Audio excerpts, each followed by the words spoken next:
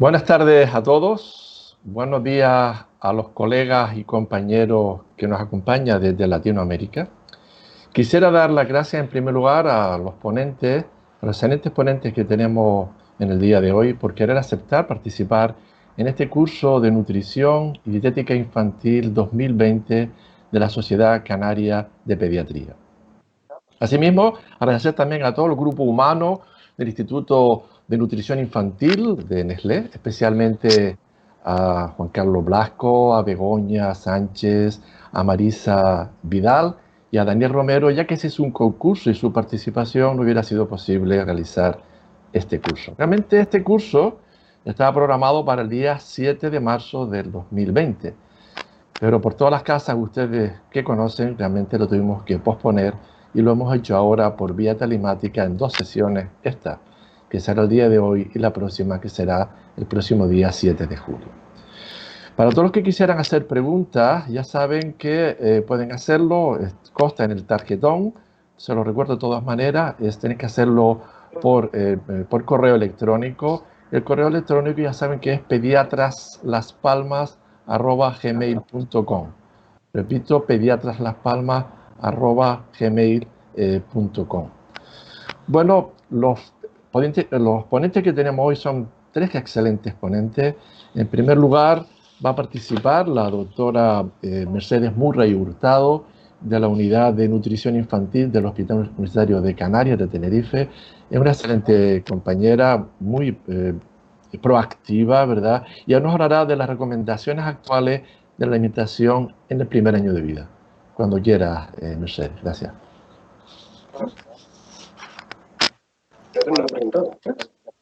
Buenas tardes, ¿qué tal? Gracias a todos por estar ahí detrás de la pantalla, invirtiendo su tiempo, su esfuerzo. Una pena que no nos podamos ver en persona, pero una alegría saber que están ahí. Y muchas gracias a todos los compañeros de TNT por haberme invitado. Voy a empezar con recomendaciones actuales de la alimentación en el primer año de vida. Perdón, un momentito. Compañeros, oigo de fondo un ruido que me dificulta. Ahora. Bueno, en primer lugar, algo que es obvio para todos los que somos pediatras o los que estamos involucrados en la salud del niño, y es que nosotros tenemos un papel crucial a la hora de determinar la salud del adulto. Desde el momento en el que esa mamá se queda embarazada, pues sabemos que hay muchos factores prenatales que influyen en el estado nutricional de ese niño y el adulto que será. La lactancia materna lo vamos a repasar brevemente, elemento único. Y luego potenciar una dieta equilibrada desde ese primer día de vida con la lactancia y posteriormente con la alimentación complementaria, dar ejemplo como padres, como pediatras, permitir que ese niño regule su apetito y que lo regule de manera saludable y que haga un ejercicio que potencie un balance energético adecuado, pues son cruciales. ¿Y por qué? Porque en esos 1000 primeros días de los que habrán oído hablar y de los que hay excelente bibliografía hoy día, son cruciales para la salud.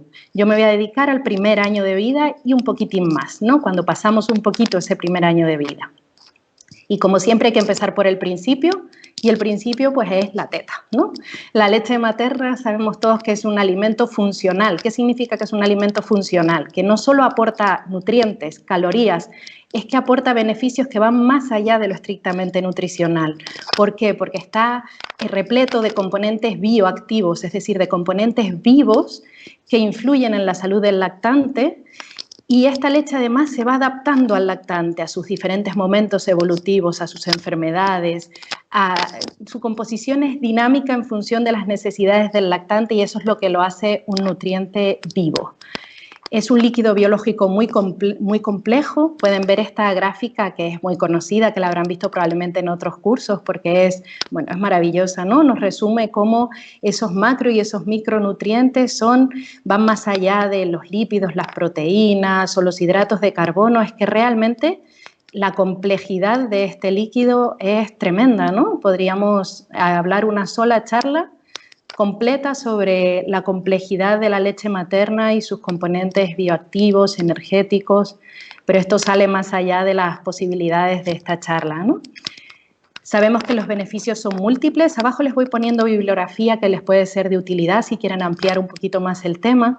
Sabemos, por ejemplo, que la leche materna a nivel del bebé está demostradísimo que disminuye el riesgo de ciertas infecciones, sobre todo gastrointestinales y respiratorias, pero también de otro tipo, que mejora el coeficiente intelectual de ese bebé, incluso una vez corregimos por factores confusores, como pueden ser pues, el nivel socioeconómico de la familia o el nivel intelectual de padre y madre. Además, previene frente a la muerte súbita y cada día se demuestran nuevos beneficios, como puede ser la prevención de enfermedades cardiovasculares, cánceres, alergia y demás. Además, tiene probados beneficios para la madre, la ayuda a recuperarse en el posparto, disminuye su riesgo cardiovascular y puede disminuir el riesgo de ciertos cánceres. Y evidentemente los beneficios emocionales están más que demostrados y económicos ni que decir. Entonces, quédense un poquito con este artículo que aunque ya tiene su solera, son 11 años, no ha pasado de moda, digamos. La ESGAN dio sus recomendaciones sobre la lactancia materna.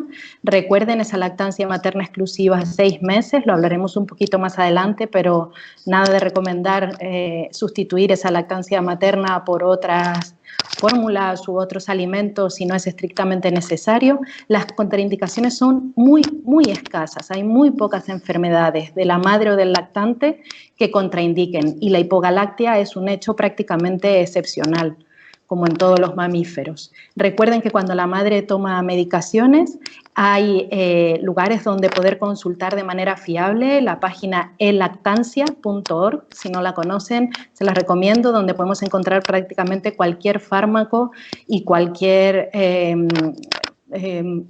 elemento que podamos encontrar en un herbolario y demás para ver si es compatible con la lactancia materna. Muy pocos fármacos contraindican la lactancia.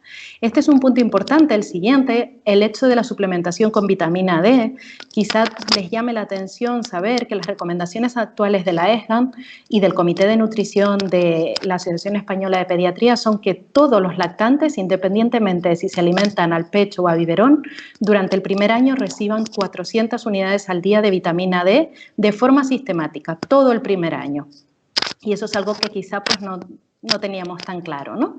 Y se mantiene la lactancia tanto como madre e hijo deseen, es decir, 2 años o más. Y ese o más incluye que si con 3 años esa mamá nos cuenta que su bebé toma el pecho o su hombrecito y mujercita toman el pecho, pues no tenemos ninguna razón de peso a nivel científico para desaconsejarlo. Entonces, si los beneficios de la lactancia materna son tan probados, tan sobrados, ¿por qué existen las fórmulas? Pues bien, sabemos que en numerosos casos la lactancia materna puede sustituirse o suplementarse, ¿por qué no?, como forma de lactancia mixta a la leche materna. Y sabemos que la leche de vaca no adaptada, es decir, entre nosotros, la del brick, la del súper, no valen para los lactantes, de ninguna manera son adecuadas y luego veremos un poquito más por qué. Es decir, que si no podemos usar leche de vaca, y donde digo vaca digo cabra o digo oveja o cualquier otro mamífero, pues necesitamos, en casos en los que sea necesario, unas fórmulas específicas. Sabemos que, de hecho, a los 12 meses, más del 75% de los bebés han tomado en algún momento fórmulas específicas. Estas fórmulas han recorrido muchísimo camino. Les recomiendo de verdad que le echen un ojito al artículo que tienen debajo. Es apasionante. Bueno, a mí las reseñas históricas me gustan mucho personalmente. Nos cuenta cómo han ido evolucionando las fórmulas a lo largo de la historia y realmente es una historia apasionante. Empezamos pues a finales del siglo XIX, como ven, con esa leche condensada. Estas primeras fórmulas pues eran claramente inadecuadas para un bebé, ¿no? Esa sopa para infantes, quizá la primera más equilibrada fue la harina lacteada, estoy traduciéndolo un poco, y ya a inicios del siglo XX se hicieron grandes mejoras en la composición y en la seguridad de estas fórmulas, y eso en parte contribuyó que a finales de los 70 del pasado siglo, pues ya en Estados Unidos las tasas de lactancia materna fueran preocupantemente bajas y afortunadamente esto ha ido revirtiéndose y ahora mismo pues la lactancia materna convive de alguna manera con las fórmulas que han mejorado muchísimo su composición y su composición está regulada por ley. Esto a mí me resulta interesante porque muchas veces los padres nos preguntan ¿y qué leche tengo que darle? Bueno, siempre les decimos que hay diferentes componentes, como veremos, como ellos saben, hay diferentes precios y demás, pero que todas ellas, todas las que están comercializadas en las farmacias como leches aptas para lactantes, han sido reguladas por la ley y las sociedades científicas han intervenido y, por lo tanto, todas son al menos nutritivas y seguras, más allá de luego sus componentes específicos que las diferencian unas de otras. Estas leches, grosso modo, serían las fórmulas de inicio, de continuación y después estarían las llamadas de crecimiento o tipo 3. Un poquito, como no nos podemos meter a detalles porque no nos daría tiempo en los 20 minutitos que voy a estar hablando, las fórmulas de inicio son aquellas que cubren las necesidades nutricionales del lactante menor de 6 meses. ¿Un bebé mayor de 6 meses podría seguir tomando una fórmula de inicio? Pues sí, no sería inadecuado. Lo que pasa es que son fórmulas que son más caras y, bueno, a partir de los 6 meses se puede pasar a una fórmula de continuación. Sin embargo, no se puede decir lo mismo al contrario. Ningún bebé de menos de 6 meses debería tomar una fórmula de continuación. Siempre deberían tomar una fórmula de inicio los pequeñitos. A partir de los 6 meses podemos pasar a una fórmula de continuación sola o en combinación con la lactancia materna y desde luego en combinación con una alimentación complementaria. Y estas leches se diferencian en muchas cosas, pero básicamente en que tienen un mayor contenido proteico, suelen estar suplementadas con hierro y son adecuadas para un bebé más maduro a todos los niveles, ¿no? Las fórmulas de crecimiento, sobre las que no me puedo extender mucho, pero sobre las que podemos hablar en el turno de preguntas, son adecuadas a partir del primer año, son las que llamamos tipo 3, y bueno, y tienen sus indicaciones y sus defensores y detractores, digamos. La cantidad, a mí esta parte siempre me gusta mucho porque los papás muchas veces nos preguntan ¿y cuánto le tengo que dar? O vienen muy preocupados porque su bebé toma 90 mililitros y en la lata pone que para la edad le tocan 120, ¿no? Y eso es un cúmulo de angustias para los padres, pensar que no están alimentando bien a sus bebés. Y deberíamos dejarles claro que lo que pone en la lata es una medida orientativa y quizá eso debería estar más claro, de alguna manera señalado, ¿no? Realmente la cantidad de leche adecuada para un bebé es aquella que cubre sus requerimientos y, por lo tanto, aquella que le permite un crecimiento adecuado. Y para eso estamos los pediatras, para constatar que ese crecimiento es el adecuado y para tranquilizar cuando la cantidad no es la teóricamente correcta, pero el bebé crece perfectamente, ¿no? Y esto de también a demanda, yo sé que puede generar una cierta polémica, pero en realidad si lo piensan, no. Quiero decir, igual que los adultos, comemos variable. Unos días comemos un poquito más, otros días un poquito menos, según haga calor, según hayamos comido en la ingesta anterior, según tengamos más o menos apetito o tengamos más o menos el día, pues los lactantes son iguales. Es decir, que la norma esa de siempre la misma cantidad y cada 3 horas está absolutamente obsoleta. Es decir, los bebés pueden demandar un poco antes su biberón, igual que demandan su teta, y pueden demandarla también un poco después. Y ellos mismos son capaces de regular la cantidad y la frecuencia, ¿de acuerdo? Y con un poco de sentido común esto no debería generar mayor problema. No se debería ofrecer agua en principio a un lactante que se alimente solo de leche, es decir, en esos primeros 4 o 6 meses en los que el bebé solo toma leche, sea esta materna o artificial, no es necesario ofrecer agua, porque ya el bebé toma una suficiente cantidad de líquidos con su leche. Y recuerden que aunque estén alimentados a biberón, en principio las sociedades científicas recomiendan durante todo el primer año 400 unidades de vitamina D suplementadas a ese bebé, porque es muy difícil, aún tomando biberón, que tomen suficiente cantidad de vitamina D y a esta edad la exposición solar es escasa como medida de protección a los lactantes. Así que siempre mantener durante todo el primer año. Hay fórmulas específicas más allá de estas de inicio, continuación y crecimiento y son tan diversas que sería imposible comentarlas. Como todos saben, hay fórmulas para niños alérgicos, antiestreñimientos, anticólico, antirreflujo. Si quieren ampliar este tema, les recomiendo los 2 artículos que les pongo aquí, pero sobre todo el primero está escrito por el doctor Moreno Villares y es una revisión fabulosa de hace unos años sobre fórmulas infantiles y escrito de una manera muy amena y además en español, que siempre se agradece. Así que hoy día una fórmula es realmente un puzzle muy complejo, donde hay muchos nutrientes y siempre hay que recordar que la función de estas fórmulas es nutrir al bebé y parecerse en su composición, en su funcionalidad, lo más posible a la leche materna, salvando las distancias, lógicamente. Y ahora quizás pues la parte más divertida, o me lo parece a mí, que es la alimentación complementaria, ¿no? Cuando ese bebé empieza a mostrar interés por la comida de los mayores, de los hermanitos, y empieza a necesitar otros nutrientes más allá de la leche. Pero, ¿qué es exactamente alimentación complementaria? Pues es curioso que la OMS no coincide con otras sociedades científicas a la hora de definirlo. Para la OMS, alimentación complementaria es cualquier cosa que no sea la leche de la madre. Es decir, un biberón ya es alimentación complementaria, curiosamente. Yo me voy a referir con alimentación complementaria más bien a la segunda definición, que es a la que apoya la ESGAN, la Sociedad Europea de Gastrohepatonutrición Pediátricas, en la que alimentación complementaria es cualquier cosa que no sea leche, es decir, cualquier cosa que no sea leche materna o fórmula infantil, ¿de acuerdo? Hay que recordar, es muy importante, que el lactante, el término lactante es que toma leche. El hecho de ser un lactante abarca los 2 primeros años de vida. Es decir, durante los 2 primeros años de vida, el alimento principal de un bebé debe ser la leche. Si se fijan en este artículo, nos muestran cuál es el consumo energético en función de cada edad. Aquí podemos ver que, por supuesto, en los primeros 6 meses, la leche debería ser el único alimento en principio. A partir de los 6 meses, que es el gráfico, el colorcito azul, la leche sigue siendo una parte muy importante. O sea, eso debe de ser por lo menos el 60% quizá, ¿no?, del alimento.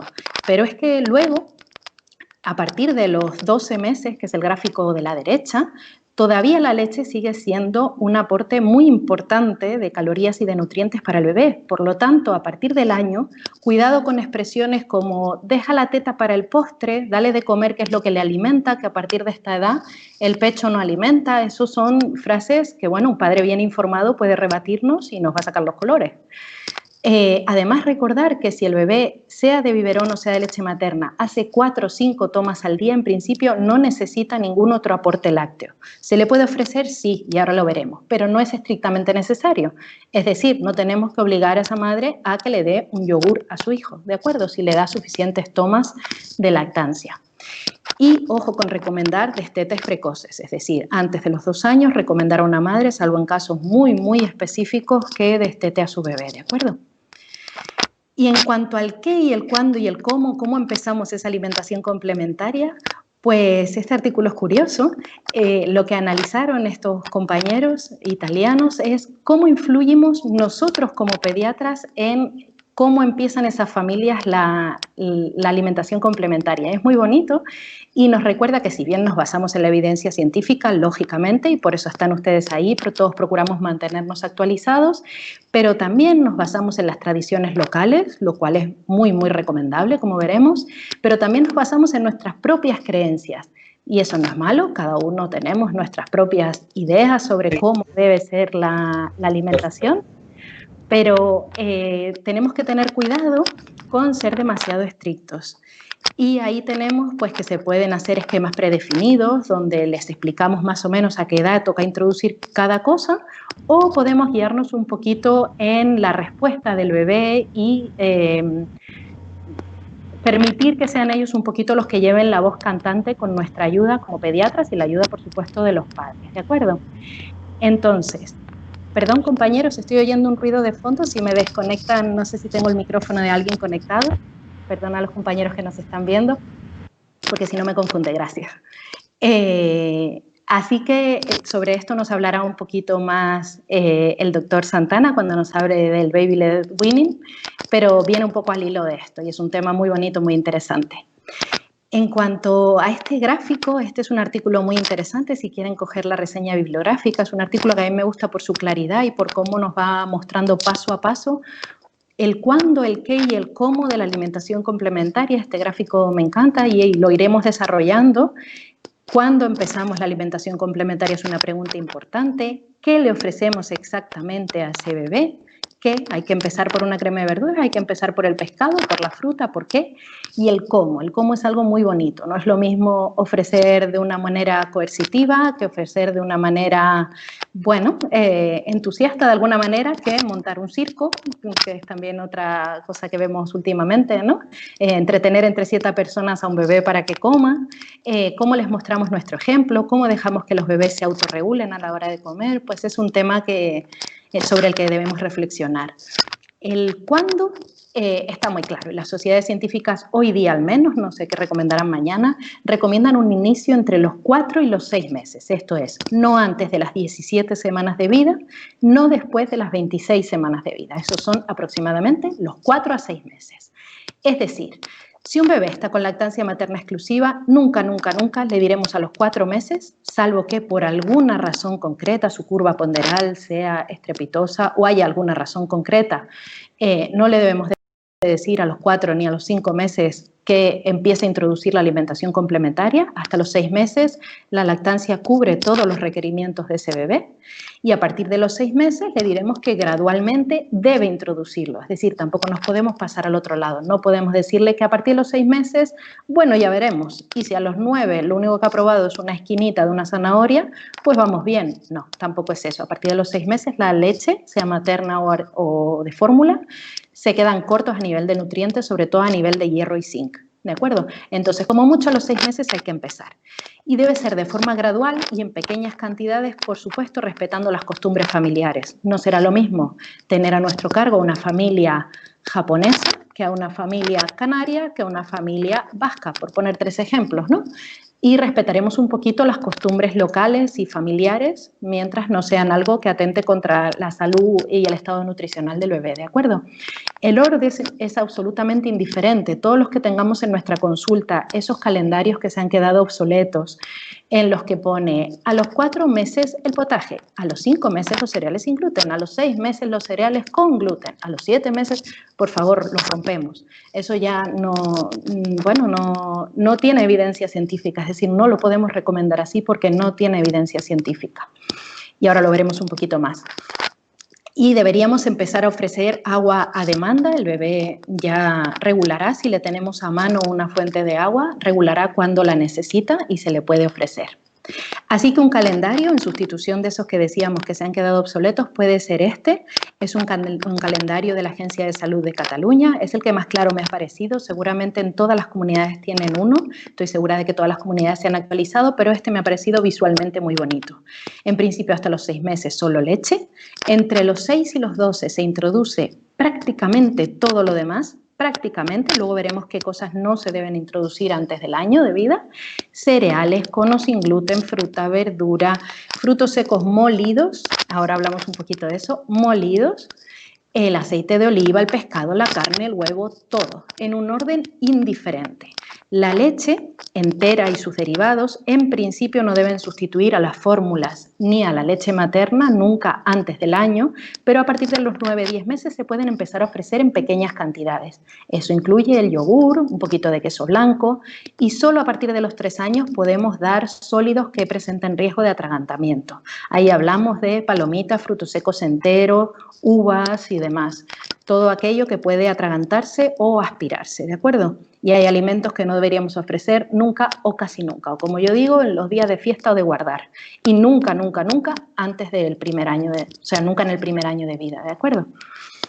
Recomendaciones específicas que siempre nos generan muchas dudas. El gluten. Las recomendaciones sobre el gluten han variado en la última década. Yo no sé ni cuántas veces me las he estudiado y son diferentes, pero bueno, las recomendaciones actuales son que el gluten se introduce en cualquier momento entre los 4 y los 12 meses o entre los 6 y los 12 meses, por supuesto, si estamos manteniendo la lactancia. No es estrictamente necesario ofrecerlo a la vez que todavía se está lactando y no se especifica en este documento, que es el que está más vigente, ni la cantidad ni la progresión. Es decir, la prudencia nos indica empezar en pequeñas cantidades, como todo en esta vida, pero no se empieza ni con 5, ni con 10 gramos, ni con 15, no está especificado. Y en cuanto a la leche de vaca, saber que no se da en el primer año, no porque a veces he oído porque da alergia, pues no, porque las fórmulas infantiles están basadas también en leche de vaca, es decir, por la alergia no, sino porque son una fuente muy pobre de hierro y tienen un aporte proteico alto. La leche de vaca sin adaptar, la del súper, para entenderlos, la del supermercado. Así que no debería ser el lácteo principal antes de los 12 meses de vida, aunque como decíamos, a partir de los 9-10 se puede añadir en pequeñas cantidades.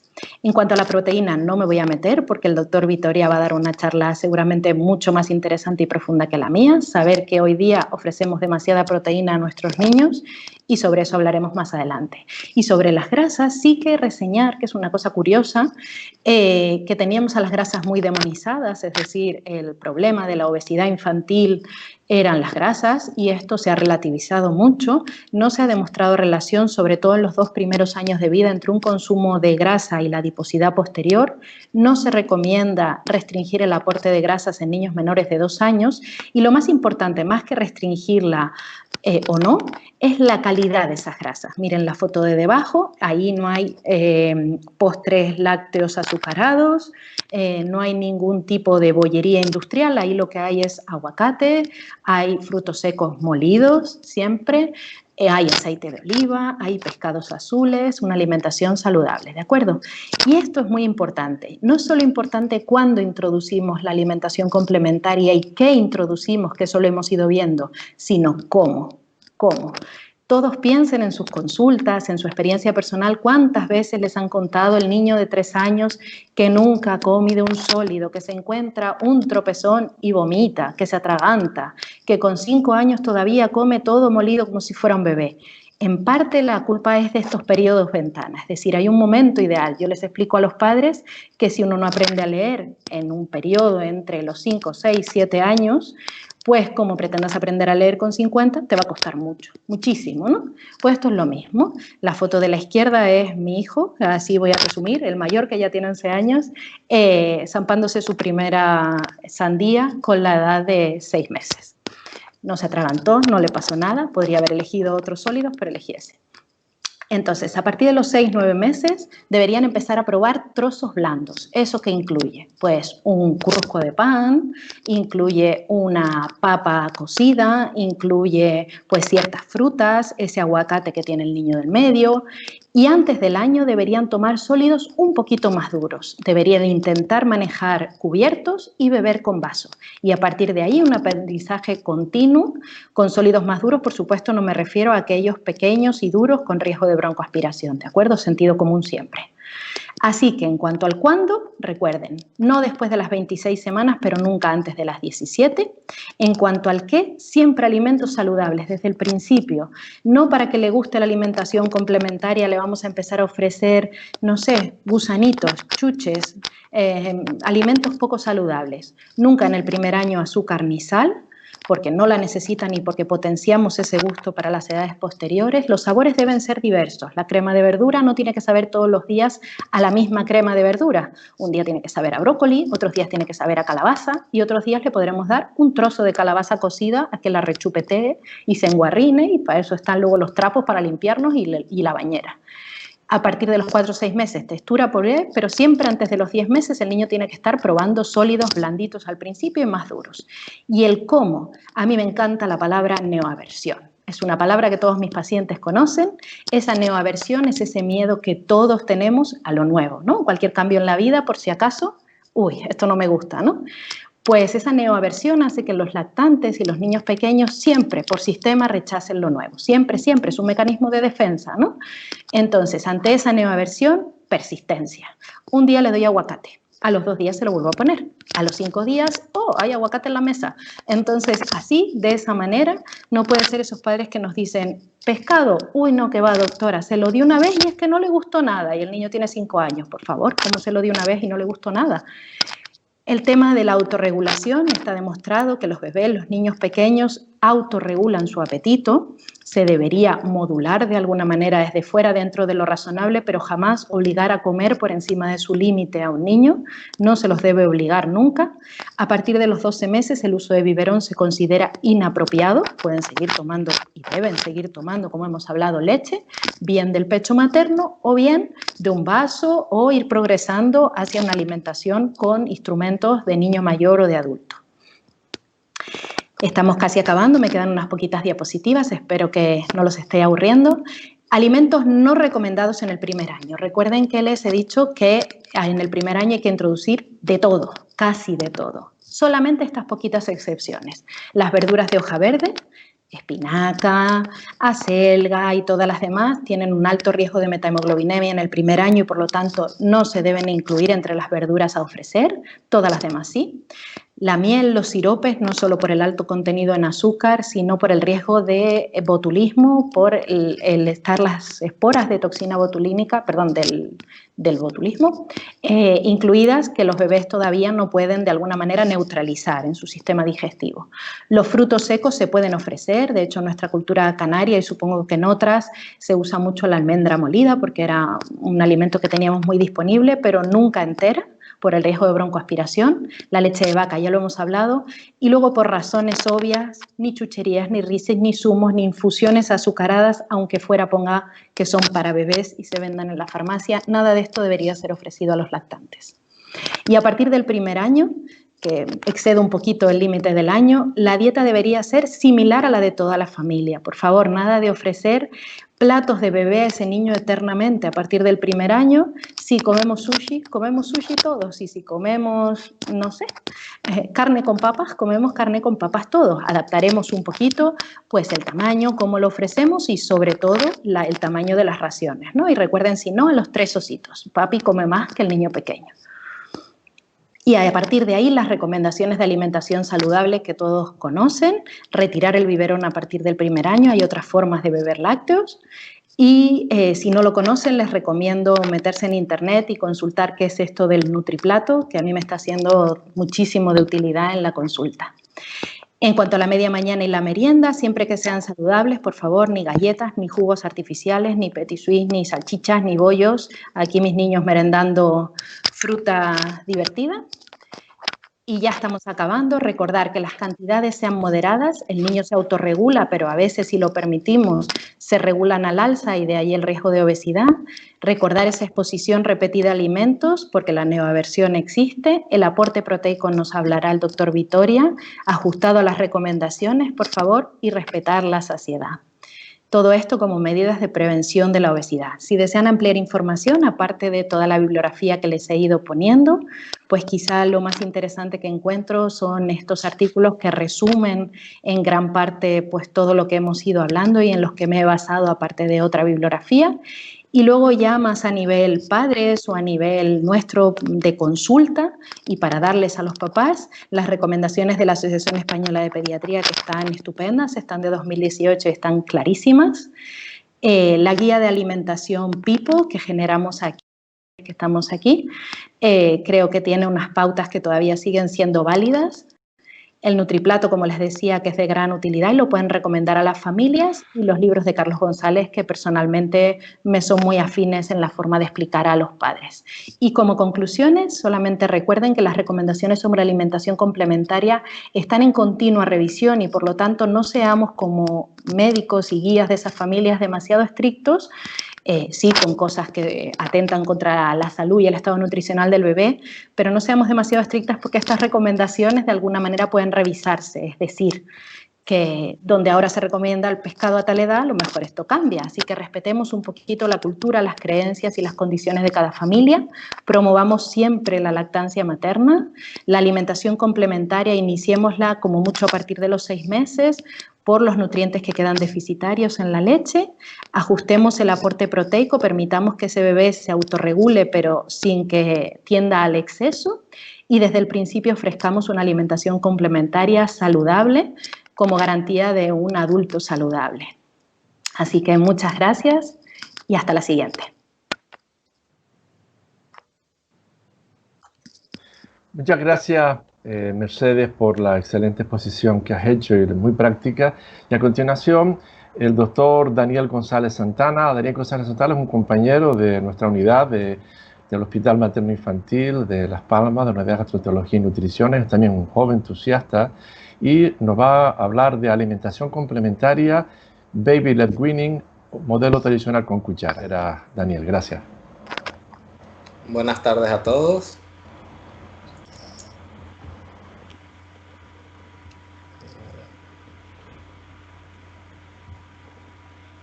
Muy buenas tardes. Pues nada, como bien ha dicho Luis, yo voy a hablarles de un modelo de introducción de la alimentación complementaria, comparándola con la alimentación tradicional con cuchara. Lo primero es definir lo que es el baby-led weaning, es un término inglés.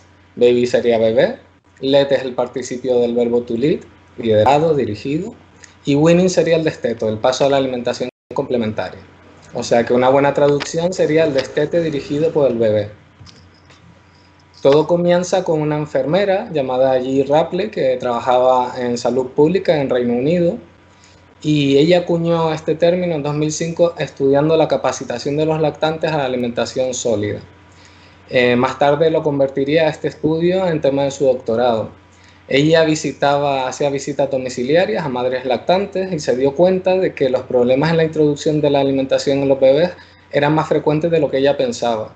Y se encontró con muchos padres estresados y bebés que tampoco estaban muy contentos.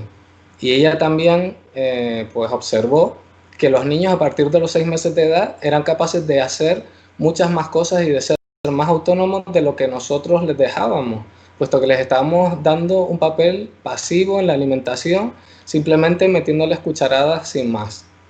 Entonces ella se inspiró no solo en estos pacientes que visitaba en su propio domicilio, sino en sus propios hijos. Como madre trabajadora y madre de 3 hijos, le dio una alimentación tradicional con cuchara.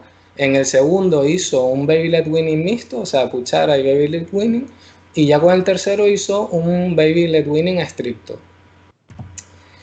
Y bueno, ¿y qué fue primero, el baby-led weaning o la alimentación con cuchara? Pues bueno, en este asentamiento del Neolítico de hace casi 8.000 años, se encontraron cucharas primitivas de madera con marcas de dientes de leche. Por lo tanto, ya en el Neolítico, pues nuestros antecesores daban de comer a sus bebés con cuchara. Y si echamos una mirada hacia los pueblos que persisten hoy en día, pues vemos ¿qué vemos en ellos? Pues vemos una lactancia materna prolongada, muchas veces compartida entre hermanos, que a veces esos hermanos no son ni de la misma especie, como en esa foto. Luego vemos a unos niños pues con mucha autonomía y que son capaces pues eso, de ellos mismos coger los alimentos que les dan con sus padres, muchas veces comen con sus hermanos y tienen que competir con ellos, es decir, deben espabilar pronto. Y sus padres pues les pueden dar también, no solo le dan alimentos sólidos que ellos van comiendo, sino también le dan triturados, no siempre con cucharas, sino a veces manos o con la premasticación. Hay pueblos que los padres mastican los alimentos y se los dan a sus niños, pero evidentemente tienen mucha más autonomía que lo que han tenido nuestros niños más o menos desde los años 60. ¿Dónde ha calado bien esta teoría? Bueno, nació en Reino Unido y ahí caló, pero curiosamente otro de los países anglosajones donde ha calado mucho es en Nueva Zelanda, de tal manera que casi todos los los trabajos que tenemos son de Reino Unido y Nueva Zelanda. Y, pues eso, era un trabajo sobre los bebés nacidos en Galicia en 2016, de 6.777 nacimientos, incluyeron 6.355 madres y les hicieron un cuestionario, les preguntaron cuál había sido su método de introducción de alimentación complementaria. Y se dieron cuenta que solo el 38,6% siquiera había oído hablar del baby-led weaning, o sea, solo ese porcentaje habían oído hablar, los demás ni siquiera sabían lo que era. Usaban el baby-led weaning un 14% y un baby-led weaning estricto solo un 2,1%. Se dieron cuenta también que, o concluyeron que era más frecuente el uso de baby-led weaning en lactancia materna exclusiva, en madres urbanitas y con un mayor nivel de estudio. Y al final tuvieron que concluir que, bueno, que todavía es una práctica poco frecuente en España y sobre todo cuando hablamos de un baby-led weaning estricto. Cuando nos planteamos el usar el baby-led weaning hay que tener una serie de requisitos de seguridad para el bebé previamente. Entonces no se aconseja empezarlo antes de los 6 meses porque necesitamos a un lactante que se siente y que se mantenga con la cabeza bien erguida. Además debe ser capaz de agarrar objetos con la mano al principio con todo el puño y luego más tarde también puede ser haciendo la pinza. Tiene que ser un bebé que haya perdido ya el reflejo de extrusión, que es el reflejo en el que al introducirle algo en la boca, pues ellos lo empujan con la lengua. Tienen que mostrar cierto interés por los alimentos y por todo lo que les rodea, y por supuesto debe ser siempre vigilado por un adulto.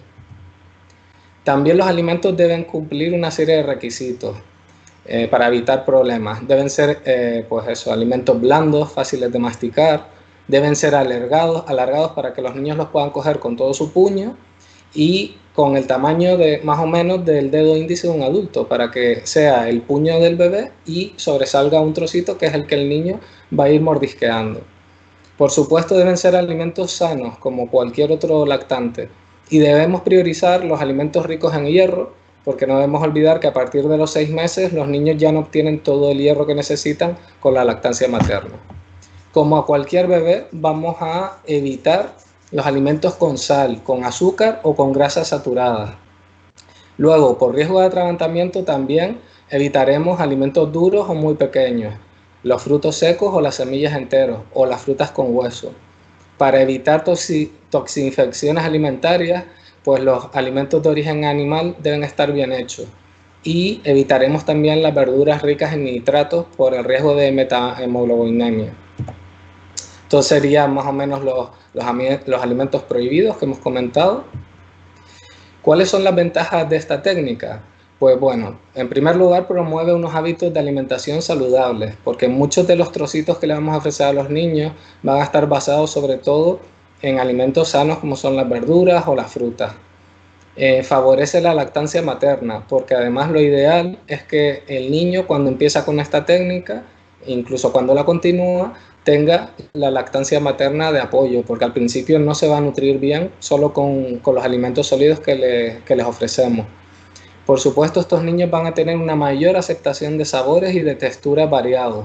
Se van a acostumbrar su paladar no solo al sabor ese del puré o de los 2-3 purés que prueban más las 2-3 papillas de fruta, sino toda la gama de sabores de las frutas, de las verduras, de las carnes, del pescado, con lo cual esos niños aceptarán tanto el dulce como el salado, el amargo y el ácido y el umami.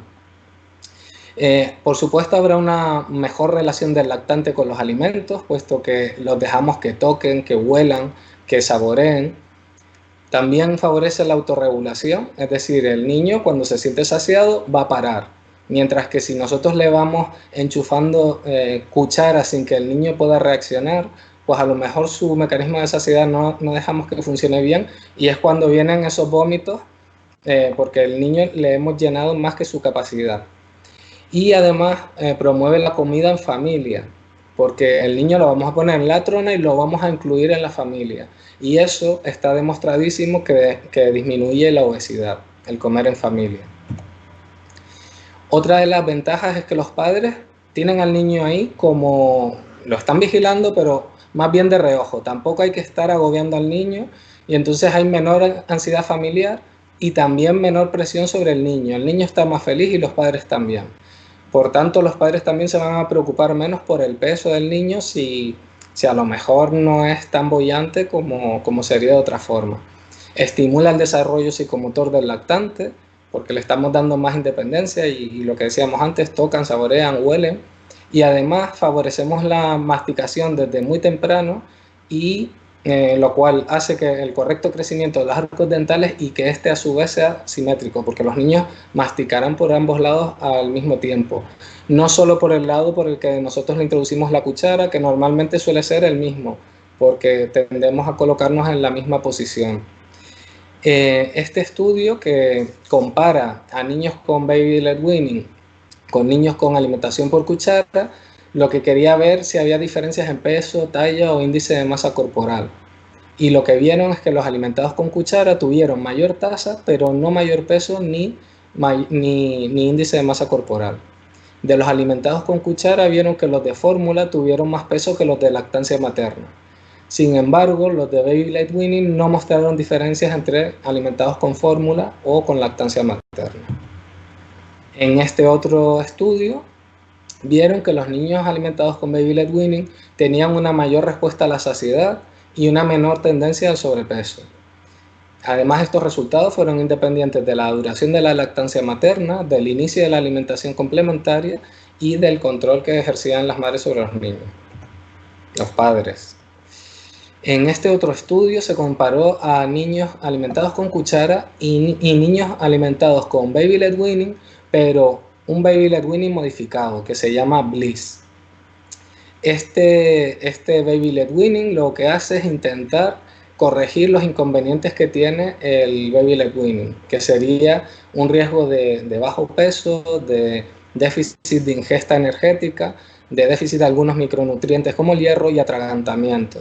Entonces, estos padres fueron instruidos antes de empezar el baby led weaning, instruidos para que evitaran todo esto. Entonces, lo que concluyeron al final es que los niños que usaron el método Bliss tuvieron una dieta más variada y aceptaban diferentes texturas al año de vida. Y a los 24 meses lo que vieron es que tenían una mayor ingesta de frutas y de verduras que los niños alimentados con cuchara. ¿Cuáles son los inconvenientes del baby led weaning? Pues bueno, ya los he adelantado un poco, pero en primer lugar la falta de evidencia científica, puesto que la mayoría de los estudios pues tienen un tamaño muestral pequeño y además muchos de ellos están basados en encuestas a los padres, mientras que no hay estudios aleatorizados y controlados.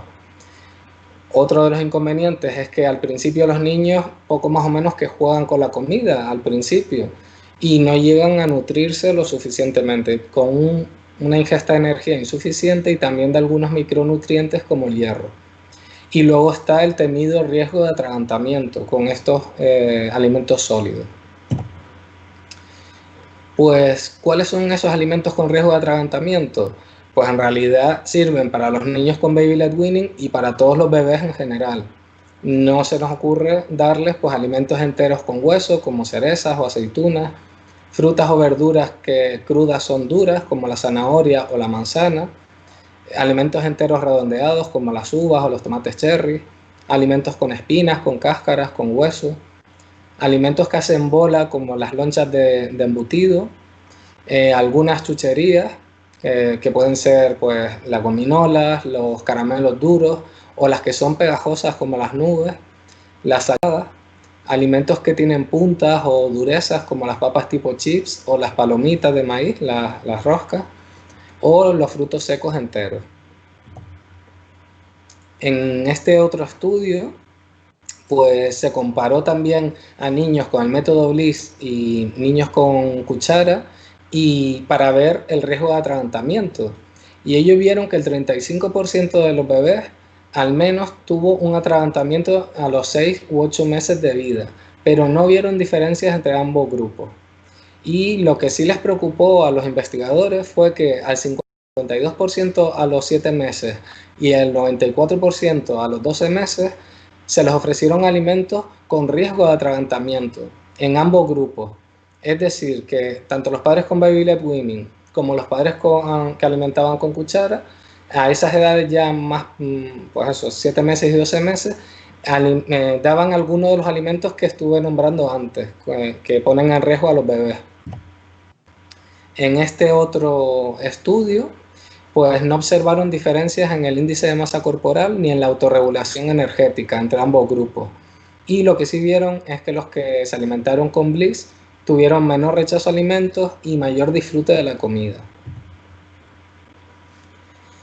Aquí lo que vieron es que los niños alimentados con Bliss consumieron más sodio y más grasa a los 7 meses. Esto se puede explicar en que estos niños comen con los padres y muchas veces pues se les da lo mismo que comen los padres a una edad más temprana que a los niños alimentados con cuchara. Sin embargo, a los 12 meses al año de vida, estos niños tuvieron una alimentación más sana y comieron menos grasas saturadas que los alimentados con cuchara. Sin embargo, no vieron diferencias a los 24 meses y vieron elevada ingesta de sodio y de azúcares añadidos en ambos grupos. O sea que también los niños Bliss dejaron de ser tan sanos. Y el grupo Bliss parece ser adecuado nutricionalmente, pero preocupa que el baby led weaning estricto sea tan adecuado. En este estudio, que incluyó 1.151 madres, es uno de los más amplios, pues preguntaron a las madres el número de atragantamientos, a qué edad las habían tenido y con qué alimentos. Y vieron que el baby-led weaning no se asoció a una mayor frecuencia de atragantamientos, que al final la tuvo un 13% de la muestra. Hubo una mayor frecuencia de atragantamientos con alimentos alargados, pero se dieron cuenta que fueron más frecuentes en niños en los que no estaban acostumbrados a que les ofrecieran este tipo de alimentos. Hubo un mayor riesgo de atragantamiento con alimentos resbaladizos, pegajosos o con piel. Y este estudio, aunque es un tamaño muestral importante, el reclutamiento fue por redes sociales, con lo cual es un sesgo importante. Y además las que informaban eran las madres y no un sanitario o un investigador. El estudio BLISS, que es el que hemos estado hablando, las siglas vienen de Baby-led Weaning Introduction to Solids, ¿vale? Fue creado en Nueva Zelanda. Es una versión modificada y mejorada del baby-led weaning, promueve la lactancia materna exclusiva hasta los 6 meses y de lo que trata es de evitar el déficit energético, el bajo peso, el déficit de micronutrientes y los atragantamientos. Y para ello se instruye a los padres antes de empezar la técnica. Esta es la hoja informativa que se le da a los niños del estudio BLISS. Pues eso, lo que dice es que se empiece ofreciéndoles trozos de alimentos con forma de dedo, que siempre incluyamos a los niños en la comida con el resto de la familia, que les ofrezcamos variedad de alimentos, al menos 4 cada vez, porque a los niños les gusta la variedad y que ellos elijan lo que más les llama la atención o lo que más les gusta. Que evitemos meterles prisa a los niños o estresarnos nosotros, que por supuesto evitemos ofrecerle comida rápida o alimentos con sal o con azúcares añadidos y que siempre pues guardemos esas reglas de seguridad, el tener el niño en posición erguida, con la cabeza erguida también, no dejar a los niños solos y no ofrecerles alimentos con riesgo de atragantamiento. Y bueno, luego también lo que dicen es que no esperemos que el primer día los niños se vayan a comer todo lo que les hemos puesto, que tengamos paciencia con ellos y que poco a poco irán progresando. Luego tenemos el método mixto, que sería usar baby-led weaning, pero también triturado. Quizás esta sea la opción más fisiológica y sobre todo es la más adecuada en los primeros meses del destete, porque al principio cuando los niños empiezan con el baby-led weaning, pues eso, chupan, tiran el alimento, tal. Al final no es poco lo que ingieren. Por lo tanto, luego, después de que los niños pues, han estado curioseando con la comida, probándola, pues le daríamos un triturado. Entonces, es más fácil mantener el aporte energético adecuado y de micronutrientes. Y, por lo tanto, vamos a disminuir los inconvenientes del baby-led weaning estricto. Esto es una revisión que incluye 18 artículos publicados entre 2010 y 2016 y al final ellos lo que concluyen es que bueno, se necesita más evidencia para evaluar bien el impacto sobre la ingesta de energía y nutrientes y así como su influencia en el peso y en los hábitos alimentarios.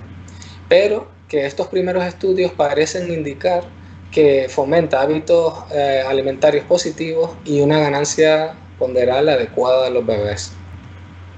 En esta otra revisión, que incluye 12 artículos entre 2000 y 2018, parecen pocos artículos, pero es que hay pocos artículos en general sobre el baby-led weaning, con lo cual estas revisiones son así porque es que no puede ser de otra forma. La calidad de la evidencia es baja, también concluyen eso, pero bueno, también dicen que estos estudios recientes apuntan a que el método BLISS, el baby-led weaning modificado, y sus recomendaciones a los padres pues previenen las deficiencias nutricionales y el riesgo de atragantamiento y lo sitúan como una buena opción. Esto, este es el documento que ha hecho la Asociación Española de Pediatría, que salió en noviembre de 2018 y que tiene un capítulo dedicado al baby led weaning y que les recomiendo que lo lean porque está muy bien como información a los padres. O sea, que es la referencia española para el baby led weaning. Y ya para terminar, como conclusiones, podemos decir que el baby led weaning puede ser una opción correcta, que el desarrollo psicomotor debe ser el adecuado, hay que asegurar una adecuada ingesta de energía y de micronutrientes, evitar alimentos que favorezcan el atragantamiento. El método LIS parece mejor que seguir un baby led weaning estricto. El método mixto quizás sea el más adecuado en los primeros meses de la introducción de la alimentación complementaria. Esto podría adoptar este tipo de alimentación, podría evitar trastornos alimentarios y de obesidad en el futuro. Hay menos ansiedad en los padres y más integración en la familia de los bebés, y los estudios comparativos no muestran tantas diferencias. Se necesitan, por supuesto, más ensayos clínicos controlados aleatorizados. Y lo que queremos es eso, terminar con bebés incluidos en la familia y una familia comiendo todos en armonía y felices. Muchas gracias.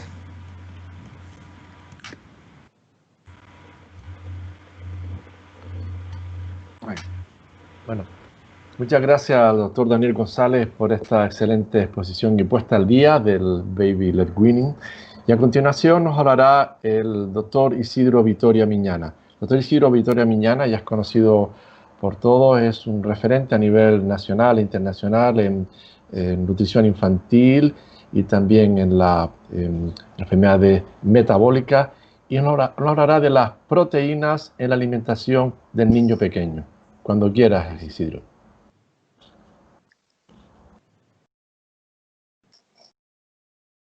Hola, buenas tardes. En primer lugar, muchísimas gracias al doctor Luis Peña por la amable invitación para poder compartir con ustedes esta tarde. Y al mismo tiempo quiero agradecer a todos ustedes que a estas horas a la otra parte de la pantalla escuchando cosas, y encima el tema que me ha tocado de proteínas quizás no es el más fácil o el más sencillo, pero en fin, haremos lo que podremos.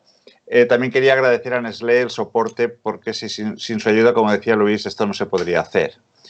Yo, a pesar de que tengo tiempo justo, no quería dejar de empezar sino enseñando una imagen intimista de lactancia materna.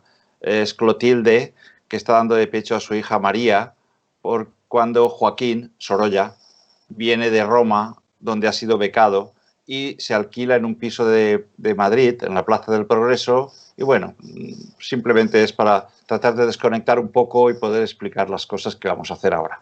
El esquema de la exposición será este. Habrá una base teórica, cantidad de proteínas y calidad de las mismas, para luego centrarnos en dos aspectos concretos: aplicación práctica, alimentos proteicos en el primer año de vida, y leche de vaca, también querría comentar, en el niño mayor de 1 año. En cuanto a las cantidades de proteínas, parece que cada especie tiene claro qué proteínas tiene que tener, y parece que esta cantidad de proteínas tiene que ver con el tiempo de duplicación. Si yo tardo en duplicarme como especie humana 120 días, con 0,9 me apaño. Pero si yo quiero duplicarme en 47 días como la vaca, tendré que tener 3 veces más de proteínas, ya que si finalmente pertenezco a la especie de la oveja y debo duplicarme a los 10 días por lo que sea ontogénicamente, pues tendré que tener muchas más proteínas. Es decir, que parece que hay una relación entre las proteínas y la velocidad de crecimiento. Y esto lo vemos también en la leche materna, en este estudio de Lonertal, que yo creo que es muy gráfico.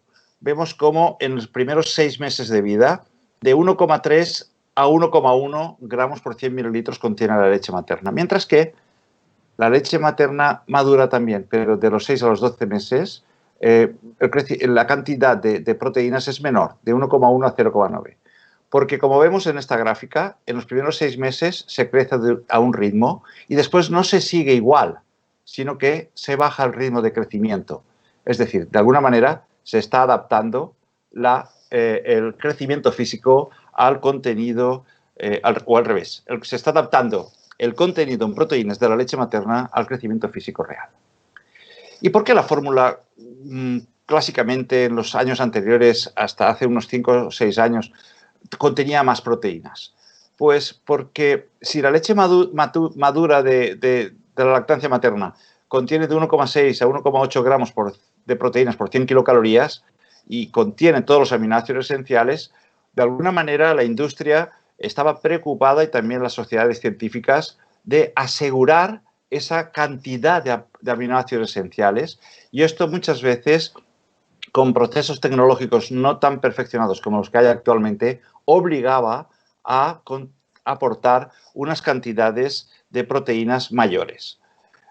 Esto parece que actualmente se ha demostrado que tendría un exceso de, este exceso de proteínas tendría unas consecuencias. Por una parte, una mayor ganancia de peso en los niños que tomaban fórmula infantil respecto a los que tomaban lactancia materna, sobre todo cuando se compara con estas gráficas de la OMS del 2006-2007. Y, en segundo lugar, esa ganancia de peso mayor en el primer año daría lugar a un riesgo de obesidad en edades posteriores, lo que luego se denomina tracking, es decir, la persistencia en el tiempo de una tendencia iniciada en las primeras fases de la vida. Y esto es lo que vemos en esta diapositiva. En el estudio clásico de Kolesko, en el que el aporte de proteínas en la fórmula tan alto acababa dando unos IMCs muy altos a los 6 años de vida, a los 72 meses de vida, frente a 1,77 que sería suficiente para crecer como la lactancia materna. Los posibles mecanismos por los que un exceso de ingesta de proteínas daría lugar a un aumento de obesidad o riesgo en edades posteriores sería, por una parte, el aumento de aminoácidos insulinogénicos, que darían lugar a un aumento de insulina y de IGF-1 y darían ese aspecto parecido al de hijo de madre diabética, y proliferación celular con crecimiento acelerado, pero también a un aumento de la adipogenicidad. Por todo ello, en los últimos años, la EFSA en el 2017 a 2,5, sino que aparte de eso se ha bajado el mínimo de 1,8 a 1,6, de tal manera que desde febrero de este año es de 1,6 a 2,5 gramos por 100 kilocalorías. Bueno, pues hay fórmulas de la casa que hoy nos invita que contienen el rango bajo de este contenido proteico de las fórmulas infantiles. Pero habrá que mantener la calidad, porque si bajamos la cantidad, ¿cómo conseguimos reducir el aporte proteico y lograr un crecimiento óptimo? Pues habrá que aumentar esta calidad de las proteínas. Para ello habrá que recordar que hay unos aminoácidos esenciales que deberemos de aportar con la alimentación y otros no esenciales que se forman a partir de los anteriores y otros que en el niño pequeño pues se consideran semiesenciales porque se forman a partir de un aminoácido sencillo como es la tirosina a partir de la fenilalanina. Pues bien, si tenemos el esquema de con una leucina más 4 lisina y agua conseguimos que se forme la suficiente cantidad de cemento como para crecer, pues si tuviésemos una leucina con 2 lisina y agua, como la lisina es aminoácido esencial, no conseguiríamos crecer. Estaríamos no ante una situación de catabolismo, sino en realidad estamos ante una falta de anabolismo. Estamos ante una falta de crecimiento. Porque hay que recordar que las proteínas pueden ser de bajo valor biológico, frutas, verduras, de alto valor biológico, carnes, pescados, huevos y leche o lácteos, y de medio valor biológico, cereales, legumbres, frutos secos. Pues bien, las proteínas de alto valor biológico, digamos que contienen todos los colores. Cada color es un aminoácido. Contiene todos los aminoácidos esenciales. Sin embargo, los de medio valor biológico, pues mira, a los cereales le falta lisina, a los legumbres le falta metionina, le falta algunos colores, les falta lisina, les falta metionina, esta pared no es igual que esta. Claro que si nos vamos a las de bajo valor biológico, los colores aún notaremos a faltar mucho más. Por ello, es importante evitar que falte un aminoácido esencial en la alimentación del niño pequeño porque puede acabar dando lugar a situaciones de acrodermatitis enteropática, en ocasiones por falta de zinc y en otras ocasiones por falta de aminoácidos esenciales, como en este caso de valina o de isoleucina, era una acidemia orgánica, una acidemia metilmalónica. Pues bien, la fórmula infantil aumenta la calidad de las proteínas básicamente por medio de unos procesos tecnológicos, de modo que consigue un aminograma semejante al de la leche materna, Algunas casas comerciales recurren a estos procesos tecnológicos, otros a estos procesos tecnológicos con hidrólisis parcial de las proteínas, otras casas recurren a añadir más alfa-lactoalbúmina. La finalidad última es aumentar la calidad de las proteínas manteniendo ese aporte disminuido de las mismas. Este era el marco teórico al que yo quería referirme. La aplicación práctica sería, y ahora vamos a entrar en alimentación complementaria, los alimentos proteicos en el primer año de vida. Vamos a ver. Tanto en la monografía de la Asociación Española de Pediatría a la que ha hecho referencia tanto Mercedes como Daniel, tanto en un caso como en otro, también en el Servicio Madrileño de Salud, también la EPAP, la Sociedad Valenciana de Pediatría, la Sociedad Canaria, todo el mundo está preocupado por el exceso de proteínas. Pues muy bien. Antes esto no se comentaba en las recomendaciones, en las guías, y actualmente se habla o se escribe, mejor, se está escrito esta recomendación, la pueden encontrar, que se debe de tomar de 20 a 40 gramos de carnes o pescado formando parte de la papilla de verduras en el caso de que no sea BLW como se comentaba anteriormente, sino que fuese una papilla al uso, pero si fuese también BLW, también habría que pensar en restringir y no pasarse de estas cantidades. ¿Por qué 20 a 40 gramos? Pues por todo lo que acabamos de comentar. El exceso de proteínas puede producir obesidad a largo plazo. Pero, ¿hemos hecho números? Pues quizás valga la pena recordar que con fórmula de continuación he elegido una marca perteneciente a la casa que nos invita, podría haber elegido otra cualquiera distinta y básicamente los contenidos serían de proteínas con medio litro de leche al día, aportaría 5 gramos de proteínas, hierro de 2 a 6,5 y zinc de 1,5 a 3 miligramos diarios. Si esto lo consideramos a partir de la composición de la leche materna, en cuanto a proteínas, por el estilo. En cuanto a hierro, realmente es bajo. Tenemos que buscar alimentos que aporten más hierro y aporten más zinc. También lo ha dicho Mercedes. Hay que añadir alimentos que aporten hierro y zinc. Sí, porque las necesidades son de proteínas de 11 a 10, según tenga en cuenta el Instituto de Medicina americano, las DRI, o la EFSA europea, 2013, sobre 11 a 10. En cuanto al hierro, hay más diferencias de opinión entre los americanos y europeos de 11 a 8 y zinc 3 o 4. Pues bien, en ese contexto, yo creo que lo que vamos a hacer es añadir la composición de 20 a 40 gramos al día de muslo de pollo, muslo de pavo, ternera magra, pescadilla, hígado de pollo y yema de huevo. Y vemos que a nivel de proteínas, ¿qué necesitamos? Hasta 10. Si 5 aporta la leche o la leche materna, pues de 4 a 8 me aportan casi todos. Perfecto. A nivel de proteínas hemos logrado el objetivo. A nivel de hierro, las cosas yo no las veo tan claras, porque con datos pertenecientes a la base de datos española de la composición de alimentos BEDCA, que es disponible online libre, podrán comprobar que la cantidad de hierro que aporta el muslo de pollo o el muslo de pavo o la ternera son cifras. Yo necesito más. Necesitamos llegar hasta 11, de 8 a 11. Si toma lactancia materna, desde luego, va a estar muy lejos. Y si toma lactancia artificial, incluso en ocasiones estará lejos, salvo que incluyamos la yema de huevo. Y en cuanto al zinc, vemos cosas parecidas. Si toma fórmula infantil, no va a haber problemas de límite. Se va a conseguir lo que se pretende. Pero si toma lactancia materna, no se va a conseguir. Entonces, yo quería ir un poquito más.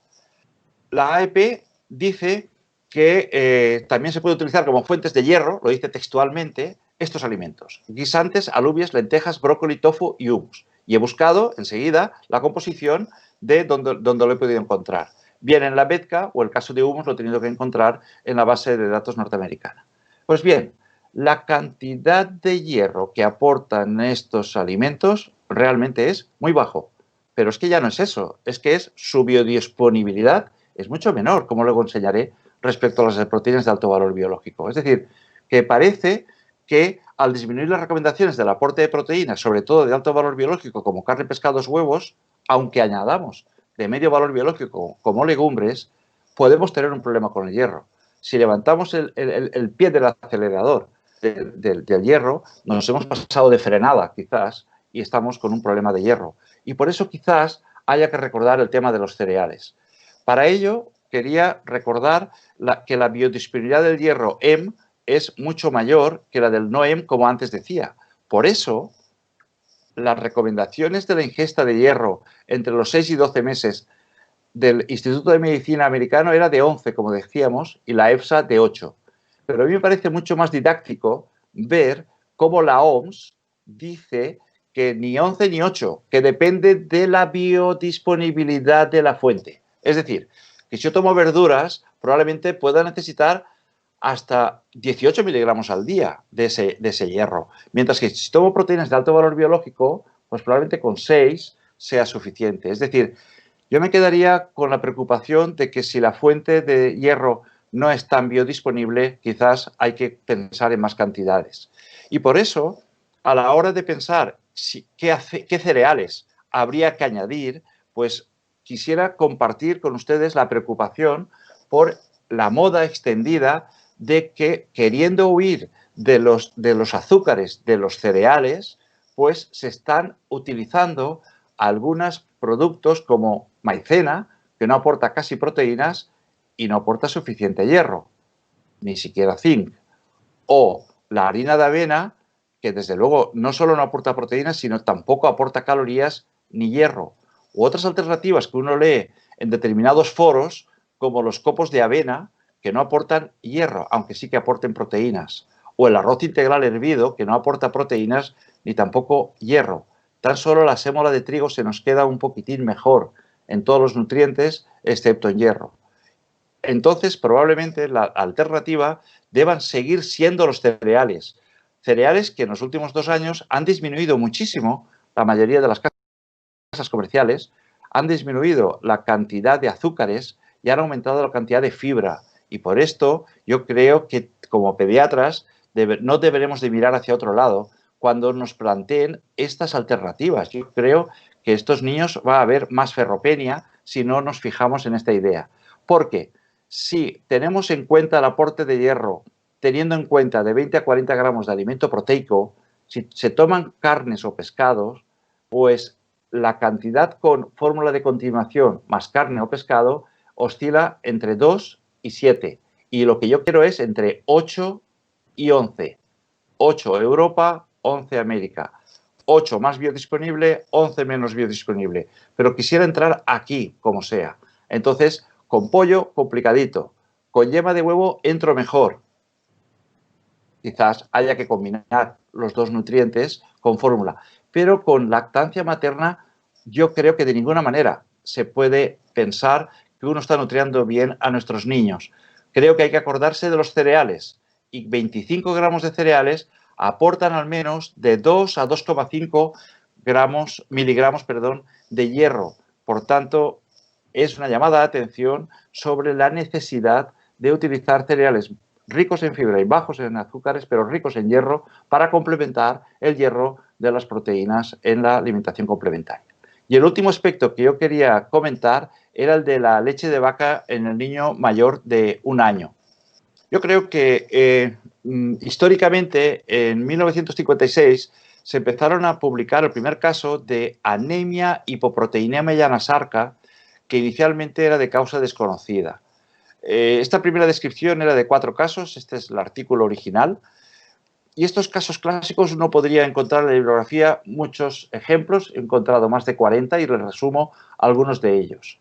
La mayoría de casos se trata de niños entre 12 meses y 24 que tienen una albúmina de hasta 1,8 con unas proteínas totales de hasta 3 y llegan a tener anemias gravísimas, de hemoglobinas de 4, de 5.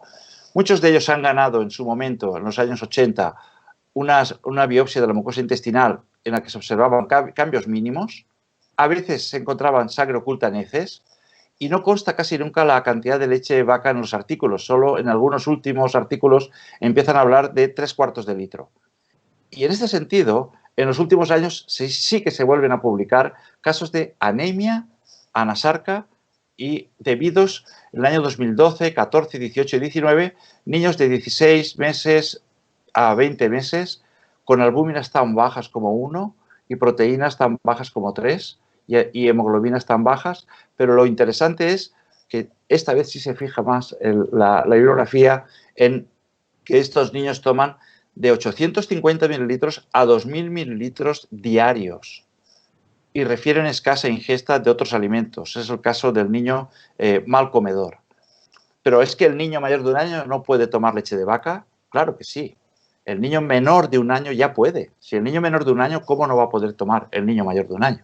El niño menor de 1 año, claro que puede tomar leche de vaca en pequeñas cantidades, como decía Mercedes, muy bien, porque tiene un exceso de proteínas, porque tiene grasa saturada, porque tiene bajo contenido en DHA y EPA y porque tiene poco contenido en hierro, vitamina D y folatos. Pero en pequeñas cantidades, claro que lo puede tomar.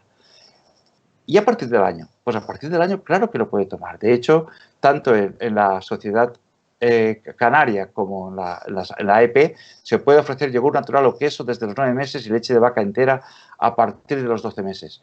Y yo creo que debe ser así.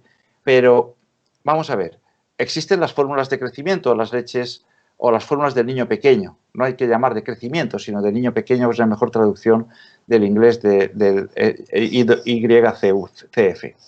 No son imprescindibles, claro que no. Las ventajas son que aporta menos proteínas, que aporta mayor cantidad de nutrientes deficitarios como hierro, vitamina D y pufas, y que hay que conseguir buscar aquellas fórmulas que tienen menor aporte de azúcares libres, que era un inconveniente hasta hace unos años. También se puede utilizar la fórmula de continuación y se recomienda la dieta variable saludable. Esta es una tabla en la que he puesto la composición de 2 leches de crecimiento. Y la leche de vaca tiene 3 gramos de proteínas, demasiadas para un niño mayor de 1 año. Están más ajustadas estas leches de crecimiento y la cantidad de pufas, de ácidos grasos poliinsaturados, es casi despreciable en la leche de vaca, es mucho mayor en las leches de crecimiento o las leches de niño pequeño, tanto en algunos casos parecida a la leche humana, en otros casos parecida a la fórmula de continuación. Desde luego aportan bastante más cantidad de hierro que la leche de vaca y aportan bastante más vitamina D que la leche de vaca. Y como existe una obligación de dar la vitamina D hasta el año, no está mal que pensemos que a partir del año en que no existe esa obligación de dar el suplemento de vitamina D, encontrar alimentos que puedan aportarlo. De todas maneras, sabrán que hay leches para el niño pequeño, unas más parecidas a las fórmulas de continuación y otras más parecidas a la leche de vaca. Yo querría acabar con esta diapositiva, que en general, ¿qué tipo de leche puede tomar el niño mayor de 1 año? Pues un niño que tiene necesidades nutricionales habituales, es decir, un niño que va creciendo bien y que no tiene ninguna patología, que tiene una dieta equilibrada o completa, ¿podría tomar leche de vaca? Yo creo que sí, no hay ningún inconveniente. Pero, ¿podría ofrecérsele también una fórmula de niño pequeño? Pues yo creo que también. Podría ser cualquiera de las dos la respuesta. Pero un niño con necesidades nutricionales aumentadas, pues una patología en la que haya un aumento calórico del gasto calórico, o unas dietas desequilibradas. Estos niños, yo creo que hay que acordarse de ellos. Esos niños que se toman 1,5 litros de leche, no basta decirle pues que tome leche de vaca. Yo creo que en estos es en los que de verdad tiene sentido la fórmula del niño pequeño para evitar esos problemas de la nasarca y en algunos otros casos la fórmula de continuación. De alguna manera la fórmula del niño pequeño se queda como opción en todas las posibilidades, pero yo llamaría la atención sobre el niño mal comedor que toma litro o más de 1 litro de leche al día. Si toma esa cantidad, deja de tomar otros alimentos y probablemente pueda tener el riesgo de lo que acababa de comentar. Y finalmente una reflexión. ¿El exceso de lípidos produce obesidad? Pues dependerá de la edad. Probablemente si la leche materna tiene un 50% de calorías en forma de grasa, debamos evitar alimentos hipograsos en la época del lactante. Ya lo decía también Mercedes en su exposición. Y probablemente haya que acordarse de una resistencia a la leptina como factor favorecedor a largo plazo de esa obesidad. En resumen, la cantidad de proteínas recomendadas actualmente está en función de requerimientos menores para prevenir la obesidad. para lograr una mayor calidad de las proteínas hay que acordarse de las proteínas de alto valor biológico, sobre todo en los casos en los que no se utilizan todos los aminoácidos esenciales, como en algunos errores innatos de metabolismo o en algunos casos de veganos. El descenso de proteínas de alto valor biológico en menos de un año puede dar lugar a un riesgo de ferropenia. Yo creo que hay que acordarse de los cereales como suplemento o complemento de los otros alimentos. Y el exceso de leche de vaca en el mayor de un año podría acarrear un riesgo de ferropenia grave, y de ahí el papel de las fórmulas del niño pequeño. Y esto es todo. Muchas gracias.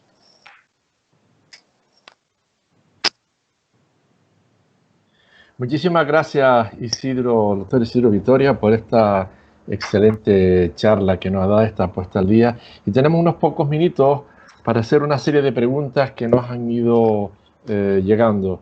Yo les pediría que fuera muy concretos, a ver si podemos resolverlas todas, y les iré haciendo a cada uno de los ponentes, ¿vale?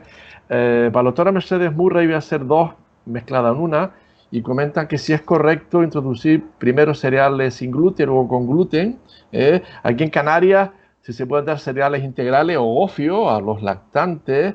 ¿Y qué pasa con los alimentos potencialmente alergénicos? Si hay recomendaciones específicas sobre su introducción. A ver si puede contestarlo de una manera esquemática, Mercedes. Gracias. Sí, voy a intentar ser breve, pero es mucha pregunta. Bueno, en principio, en cuanto a los alimentos potencialmente alergénicos o hermanitos alérgicos a la proteína de leche de vaca y demás, no hay recomendaciones de retrasar la introducción de alimentos potencialmente alergénicos. Ahí entra la fruta de pelo, la leche, el huevo, el cacahuete. No hay recomendación de retrasarlos. Se introducen como cualquier otro alimento. Eso por una parte. En cuanto a los cereales con y sin gluten, tampoco hay recomendaciones de obligatoriamente tener que empezar con el sin gluten y después con el con, como hacíamos antiguamente. Recuerden que las recomendaciones actuales son el gluten a partir de los 4 meses cuando queramos.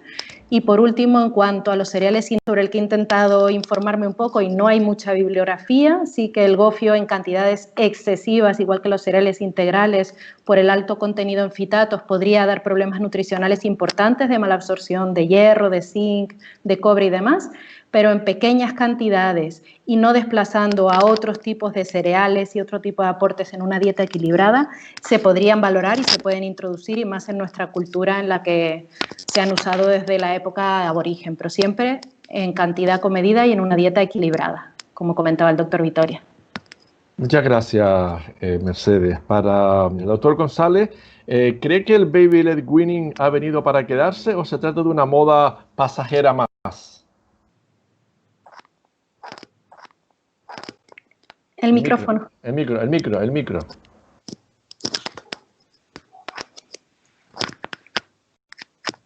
Ahora sí. Yo creo que ha venido para quedarse. Quizás no el baby led weaning estricto, pero sí, por ejemplo, el método Bliss, que es informar a los padres de las deficiencias nutricionales y energéticas que podrían tener llevando un baby led weaning estricto, y también informándoles cómo evitar los atragantamientos.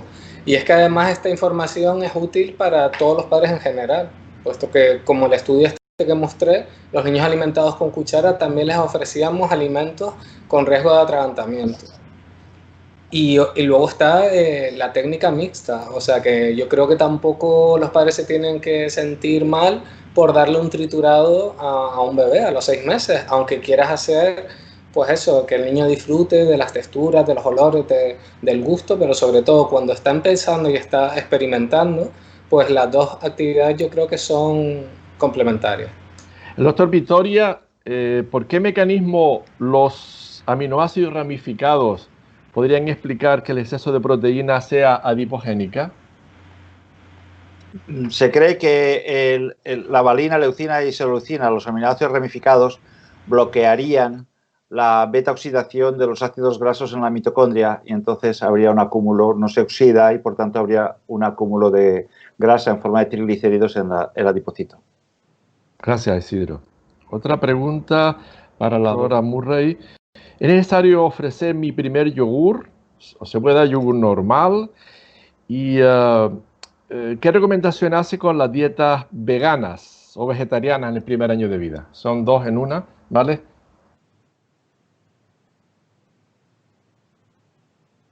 Mercedes, el micro.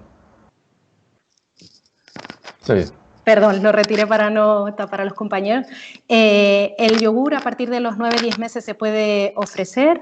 Los yogures adaptados con leche de continuación pues han ido revisando su composición, pero pecan de un exceso de azúcares y de proteína y son más caros. Por lo tanto, se puede ofrecer yogur natural en pequeñas cantidades, complementando a la alimentación complementaria y la lactancia materna. Y en cuanto a las dietas vegetarianas, veganas, pues no sé si el doctor Vitoria, que es un especialista en bebidas vegetales, querrá añadir algo, que tiene un artículo interesantísimo sobre ese tema, varios artículos, pero las dietas, hay recomendaciones del Comité de Nutrición nuestro, donde se desaconsejan las dietas veganas en menores de 3 años y las dietas vegetarianas tendrían que ser muy bien planificadas con ayuda del pediatra para que aporten suficiente cantidad de macro y micronutrientes. Y no sé si le puedo volver la pelota, da tiempo al doctor Vitoria para que nos hable un poquito sobre las bebidas vegetales. Es que es un tema muy preocupante para mí en los lactantes hoy día. ¿Se puede Isidro? Sí. Perdón. Bueno, nada, yo encantado, no sabe mal el tiempo. A ver, las bebidas vegetales, pues es eso, que está muy bien como bebidas de refresco para nosotros, para los mayores, cuando el domingo en vez de cerveza queremos tomar la bebida de refresco, eso está bien, pero nuestros niños, efectivamente, como dice Mercedes, sobre todo los menores de 1 o 2 años, que no sustituyan la fórmula infantil o la lactancia materna por bebidas vegetales, que no piensen que es igual, porque si son de bebidas de arroz, no tienen casi proteínas y los niños hacen kwashiorkor. Y si son bebidas de almendras, pues pueden hacer hasta escorbuto, no llevan vitamina C. Y si son bebidas de soja, hacen raquitismo y fallo de medro. Y bueno, pues un poco es el esquema ese, básicamente, Mercedes. Sí, gracias. Doctor González, ¿cree que cualquier tipo de padres podrían practicar el baby led weaning estricto sin correr riesgo en el lactante?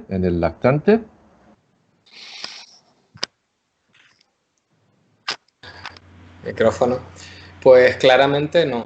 Igual que cualquier tipo de padre, pienso que no puede hacer una dieta vegana bien estructurada, pues un baby led weaning estricto, creo que los padres pues tienen que tener ciertos conocimientos sobre nutrición, sobre cómo evitar los déficits nutricionales, cómo evitar el atragantamiento. Entonces yo creo que se exige cierto nivel cultural o por lo menos cierto adiestramiento por nuestra parte. Entonces creo que debemos estar los pediatras abiertos a todas estas opciones, no cerrarnos, no prohibirla, porque quizás luego los pacientes la vayan a hacer por su lado, pero sí darles esa información o ese adiestramiento que necesitan. Las dos últimas preguntas para acabar en tiempo. Una, doctor Vitoria, ¿cuál es el posible fisiopatología de los casos de anemia ferropénica con hipoalbuminemia en niños pequeños que toman cantidad importante de leche de vaca? Y luego la última para la doctora Murray, que usa la compañera Teresa Sánchez. Dice, igual que con lactancia materna, se recomienda primero dar el pecho y luego ofrecer comida. ¿Qué recomendación se sigue con el lactante alimentado con fórmula? Gracias. Uno y otro, vale. Vale, pues la fisiopatología no es muy bien conocida. La anemia se cree que es por pérdidas intestinales de sangre. La anasarca se cree que es porque el turnover de la albúmina es menor que en niños normales y daría una gastroenteropatía, pierde proteínas. Lo que está claro es que no es una hipersensibilidad o alergia a las proteínas de leche de vaca. Estos niños que tomando 3/4 o incluso 1 litro de leche de vaca acaban haciendo estos problemones. Las IgE específicas son negativas. La biopsia intestinal no encuentra hallazgos de hiperplasia linfoide, ni siquiera de infiltración eosinofílica, y es que además mejoran sin retirar la leche de vaca, solo se disminuye y se tratan con hierro, es decir, que es una situación que no se acaba de saber la causa. A la pregunta que me hacía, que yo sepa, no hay específicamente nada escrito sobre el orden en el que se deben ofrecer los alimentos. Creo que hay que tener en cuenta 2 cosas, las preferencias individuales, familiares, culturales, pero también las necesidades del lactante, y no olvidemos que se llama lactante los 2 primeros años, y por lo tanto, como puse en aquellas gráficas redonditas, si recuerdan, todavía hasta los 2 años gran parte de su alimentación debe ser leche, sea fórmula adaptada, sea leche materna o sea leche de vaca, como comentaba el doctor Vitoria, así que se debería ofrecer en el orden en el que se desee, mientras que se asegure de alguna manera que hay un aporte suficiente de leche y no excesivo. Bueno, pues muchísimas gracias a todos los compañeros y amigos que se han unido a este curso de nutrición. Hemos acabado en horas, como lo habíamos propuesto. Agradecemos a los ponentes las excelentes ponencias que han realizado. Creo que ha sido una puesta al día bastante importante. Creo que hay muchos cambios. Es una charla que es importante para el pediatra de a pie, pero también al pediatra dedicado más a la nutrición. Y nada más. Recuerden que en la segunda mesa de esta curso de nutrición será el próximo martes, el martes 7 a las 9 de la tarde, hora Canarias, hora de Londres, donde estaba antes en el Hierro, realmente nuestro meridiano estaba justo ahí y los ingleses pues se lo llevaron, pero estaba aquí antes. Muchas gracias a todos y hasta el próximo martes. Adiós. Gracias.